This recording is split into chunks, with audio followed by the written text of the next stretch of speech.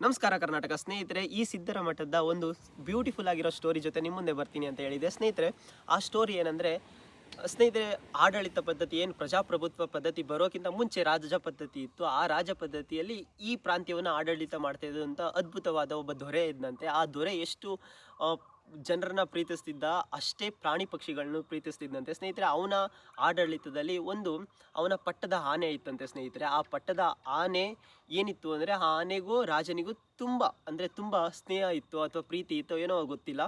ಆ ಆನೆ ಕಣ್ಣು ಕಾಣಿಸ್ತಾ ಇರೋ ಥರ ಆಗ್ಬಿಡ್ತಂತೆ. ಸ್ನೇಹಿತರೆ, ಕೆಲವು ವರ್ಷಗಳ ನಂತರ ಆನೆ ಕಣ್ಣು ಕಾಣಿಸ್ತಾ ಇದ್ದಾಗ ಅವನಿಗೆ ಸಿಕ್ಕಾಪಟ್ಟೆ ಬೇಜಾರಾಯ್ತಂತೆ.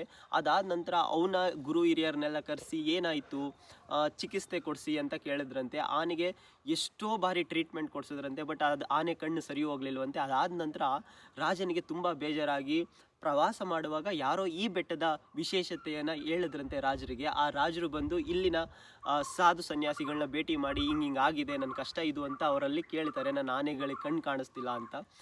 ಆಗ ಆ ಸಾಧು ಸನ್ಯಾಸಿಗಳು ಹೇಳಿದ್ರಂತೆ, ನೀನು ಒಂದು ಕೆಲಸ ಮಾಡು, ಆನೆನ ತಂದು ಈ ಬೆಟ್ಟದ ಹತ್ರ ಬಿಟ್ಬಿಡು, 5 ವರ್ಷ ಆದ ನಂತರ ಬಾ, ನಿನ್ನ ಪ್ರಶ್ನೆಗೆ ನಾನು ಉತ್ತರ ಕೊಡ್ತೀನಿ ಅಂತ ಹೇಳಿದ್ರಂತೆ.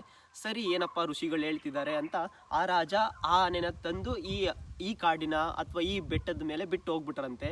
ಬೆಟ್ಟದ ಮೇಲೆ ಅಂದರೆ ಲೈಕ್ ಸುತ್ತಮುತ್ತಲಲ್ಲಿ ಬಿಟ್ಟು ಹೋಗ್ಬಿಟ್ರಂತೆ.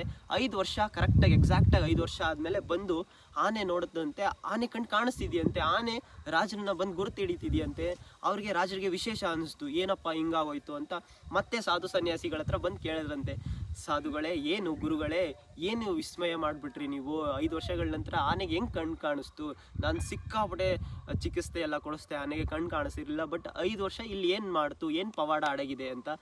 ಏನು ಪವಾಡ ಮಾಡಿಲ್ಲಪ್ಪ, ಈ ಬೆಟ್ಟದಲ್ಲಿ ಎಷ್ಟು ಗಿಡಮೂಲಿಕೆಗಳಿದೆ ಅಂದರೆ, ಯಾವುದೋ ಒಂದು ಗಿಡಮೂಲಿಕೆಗಳಲ್ಲಿ ಆನೆ ಕಣ್ಣು ಕೂಡ ವಾಸಿಯಾಗುವಂಥ ಗಿಡಮೂಲಿಕೆ ಶಕ್ತಿ ಇರುವಂಥ ಬೆಟ್ಟ ಇದು, ಅದರಿಂದಾಗಿ ಆನೆ ಗುಣಮುಖವಾಗಿದೆ ಅಂತ. ಆಗ ರಾಜರಿಗೆ ತುಂಬ ಖುಷಿಯಾಗಿ ಆನೆನ ತಗೊಂಡು ಮತ್ತೆ ಅವರ ರಾಜ್ಯಕ್ಕೆ ಹೋಗಿ ಆಡಳಿತನ ಶುರು ಮಾಡೋದಂತೆ. ಆನೆ ಮೇಲೆ ಕುಳಿತು ವಾವ್, ಎಷ್ಟು ಅದ್ಭುತ ಅನಿಸ್ತು ಅಲ್ವಾ ಸ್ನೇಹಿತರೆ? ನನಗೂ ಅದ್ಭುತ ಅನಿಸ್ತು. ಈ ವಿಷಯ ಗೂಗಲ್ ಕೂಡ ಸಿಗಲಿಲ್ಲ. ಇಲ್ಲಿನ ಪ್ರಾಂತ್ಯದ ಜನರ ಒಬ್ಬ ವಯಸ್ಸಾದಂಥ ಅಜ್ಜನ ಬಾಯಲ್ಲಿ ಕೇಳ್ಪಟ್ಟೆ, ಖುಷಿ ಆಯಿತು. ನಿಮಗೂ ಹೇಳಬೇಕು ಅನಿಸ್ತು, ಹೇಳಿದ್ದೀನಿ. ಜೈ ಹಿಂದ್, ಜೈ ಕರ್ನಾಟಕ ಮಾತೆ.